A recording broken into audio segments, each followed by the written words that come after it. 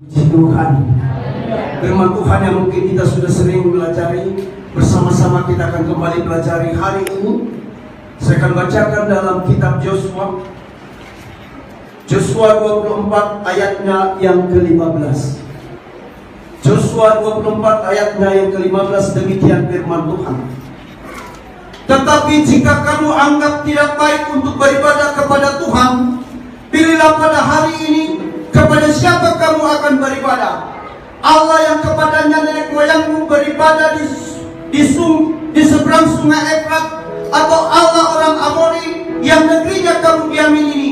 Tetapi aku dan seisi rumahku, kami akan beribadah kepada Tuhan. Tetapi aku dan seisi rumahku, kami akan beribadah kepada Tuhan.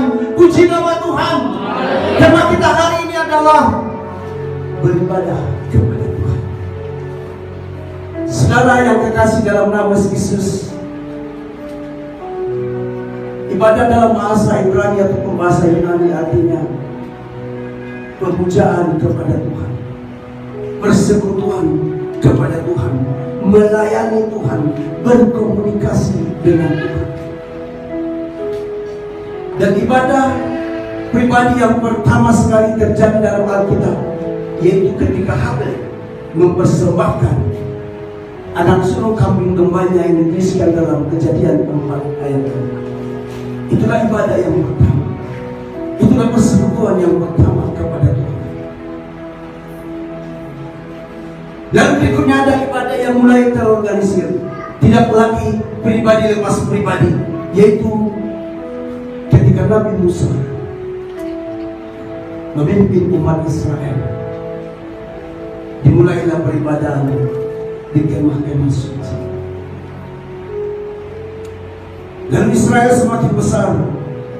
Raja Daud, Raja Salomo membangun bait suci.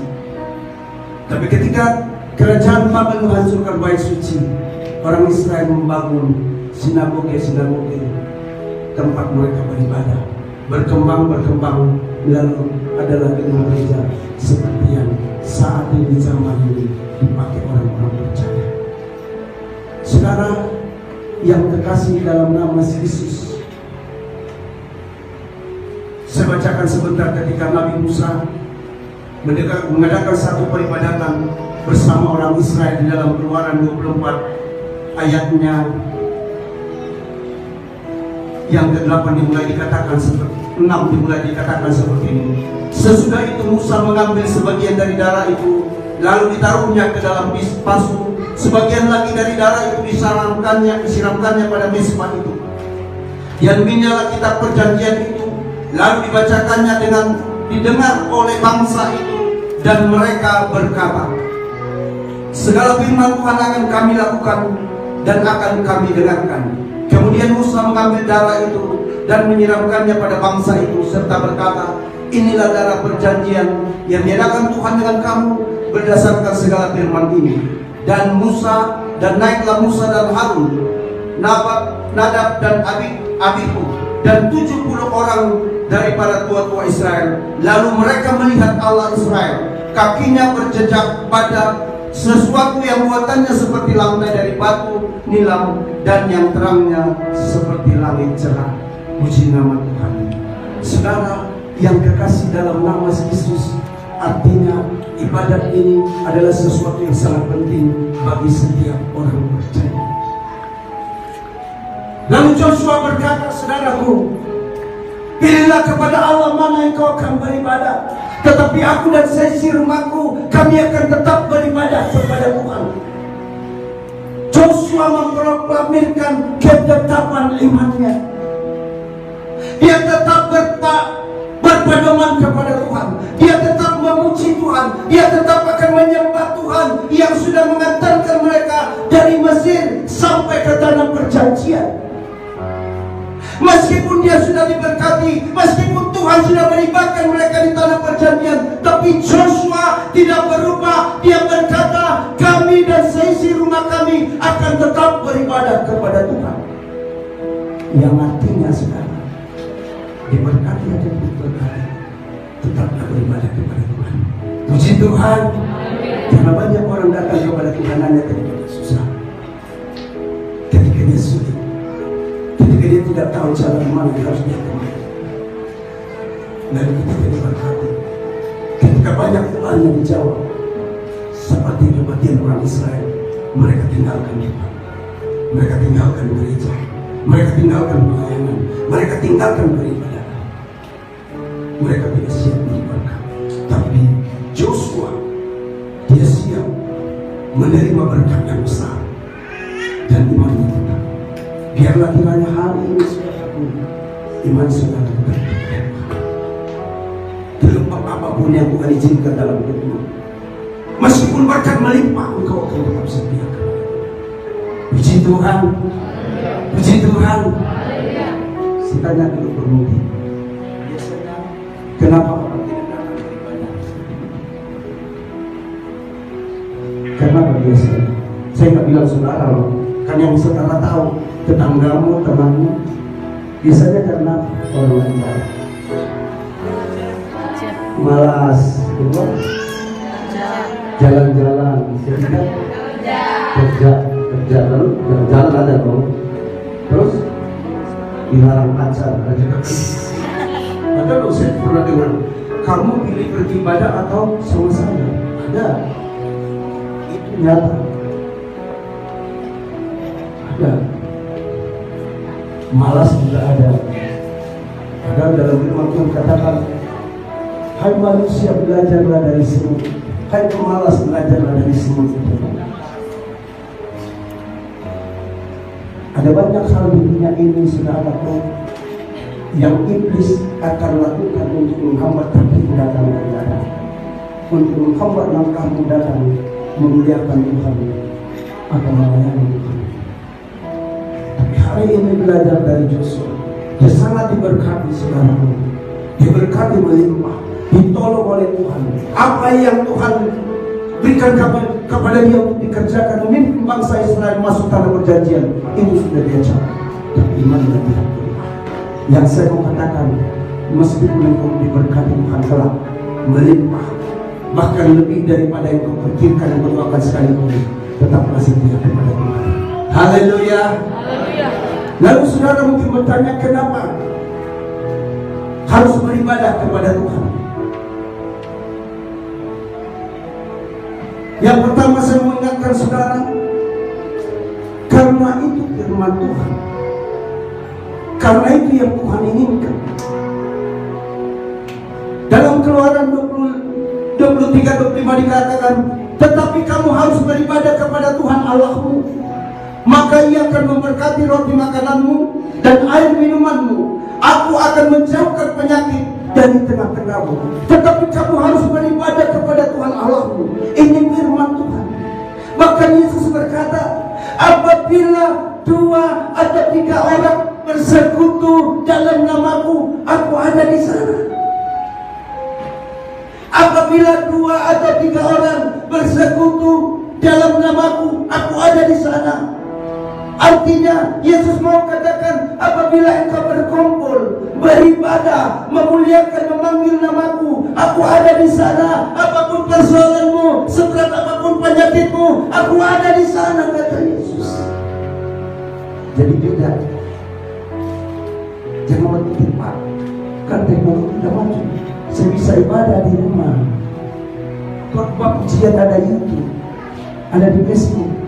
Memang 4 tahun lalu diizinkan Tuhan kita ada ibadah live streaming. Tapi kan Tuhan sudah berikan pertolongannya. Covid sudah mulai reda.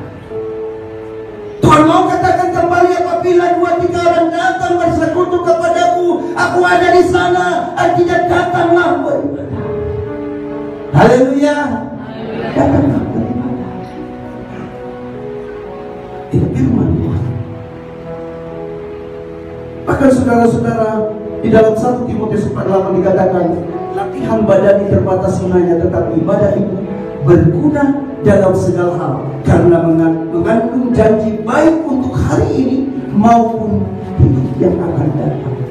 Ibadahmu itu mengandung janji Allah, dan itu berguna untuk hari ini, bahkan hidupmu yang akan datang. Karena dalam ibadah engkau akan diajari tentang firman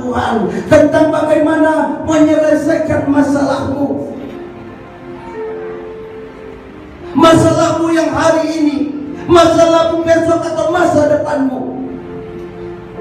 Itulah dikatakan saudaraku, karena mengandung janji Allah untuk hidup ini maupun untuk hidup yang akan datang. Jadi kenapa kita harus beribadah? Karena itu Tuhan ini. Pada zaman perjanjian lama juga, anak-anak Tuhan nabi sudah mulai beribadah. Saudara, kalau zaman dahulu, zaman perjanjian lama, kita tidak bebas seperti ini. Berkata, ya Bapa, Yesus tolong aku. Tuhan, orang tua aku lagi sakit. Tuhan, aku butuh pekerjaan. Gak boleh. Zaman dulu saudara, di kemah-kemah suci ada tatanan, ada ruang maha kudus, ada ruang kudus, ada pelataran. Ruang maha kudus hanya boleh dimasuki oleh Nabi Allah atau imam besar. Ruang kudus untuk imam-imam, jemaat, semuanya hanya boleh di pelataran. Hanya imam atau nabi yang boleh berdoa langsung kepada Tuhan. Tapi sekarang zaman anugerah, saudara, kita izinkan untuk berbalik masuk kembali dalam berdoa, datang beribadah kepada maka syukur itu saudara. Puji Tuhan, puji Tuhan. Saudara-saudara yang terkasih dalam nama Yesus, Joshua diberkati, dia ditolong, tapi imannya tidak berubah, kesetiaannya tidak berubah, saudara. Itu yang perlu kita renungkan hari ini. Adakah iman kesetiaan kita kepada Tuhan tetap? Baik ketika diberkati melimpah, baik ketika semua doa-doa kita dijawab, semua pergumulan kita dijawab, dan ketika kita mengalami kesusahan, kesulitan, sakit, penyakit, beban berat, adakah iman kita tetap sama? Adakah langkah kita tetap sama untuk datang memuji Tuhan, memuliakan Tuhan, beribadah kepada Dia? Ini yang perlu saudara-saudara dikasih dalam nama Yesus. Sesuatu harus berubah di dalam hidup kita.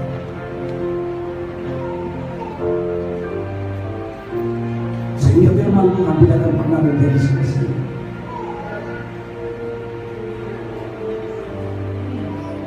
Kita bersyukur hari ini meskipun hujan dari pagi, lumayan banyak kita yang hadir, walaupun tidak sebanyak biasanya ya. Saya tidak tahu teman saudara diri karena nggak datang karena bekerja, karena sakit, atau karena hujan. Kalau karena hujan, ini yang perlu kita ubah. Ini yang perlu kita ubah. Karena apa? Setiap kesempatan yang Tuhan berikan adalah untuk berubah dalam iman dan perbuatan kita. Kita tidak boleh sama tahun lalu kalau hujan keras lalu kita bersenyum.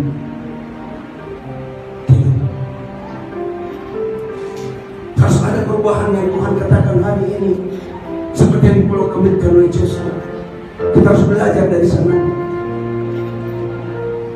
dan orang akan melihat ada perkembangan iman di dalam hidup kita. Saudara, yang pertama, kenapa kita beribadah? Jawabannya karena itu firman Tuhan, karena itu Tuhan inginkan.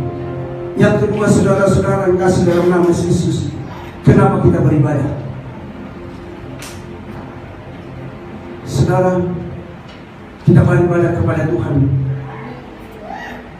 untuk menunjukkan rasa syukur kita kepada Tuhan, untuk setiap kebaikannya, untuk setiap penyertaannya, untuk setiap campur tangannya, secara khusus untuk nafas kehidupan yang Dia berikan kepada kita. Saat ini kita diizinkan beribadah, tidak seperti 2 tahun lalu. Bersyukurlah. 2 tahun lalu banyak orang ngomel, berkata ibadah pun tak bebas, gereja ditutup. Banyak orang Kristen berkata seperti itu. Tapi setelah dibuka seperti saat ini, Adakah mereka datang beribadah? Ibadah adalah tempat di mana kita berbicara kepada Tuhan secara langsung melalui doa-doa kita, di mana kita menyembah Tuhan secara langsung melalui puji-pujian kita.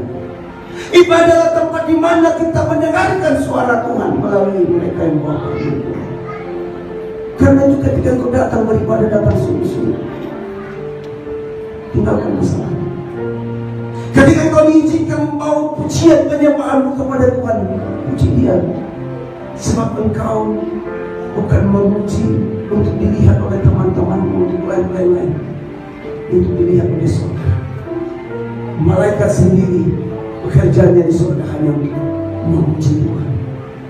Maka ketika engkau beribadah di sini, ketika engkau angkat pujianmu, pujilah Tuhan dengan segenap hatimu. Puji Tuhan, puji Dia dengan segenap hatimu. Sesuatu akan kau rasakan bahkan lewat puji-pujian, di mana Allah ada berkata, seperti yang dialami oleh Paulus dan Silas. Ketika mereka berdoa angkat puji-pujian kepada Tuhan, dan penjara itu melalui pujianmu, Dia sanggup menguatkan engkau. Dia sanggup memberi semangat bagi engkau. Tapi engkau pastikan ingat, kalau engkau memuji Tuhan, engkau harus sungguh-sungguh berdoa. Mari kita angkat pujian-pujian. Kau Raja, dimuliakan.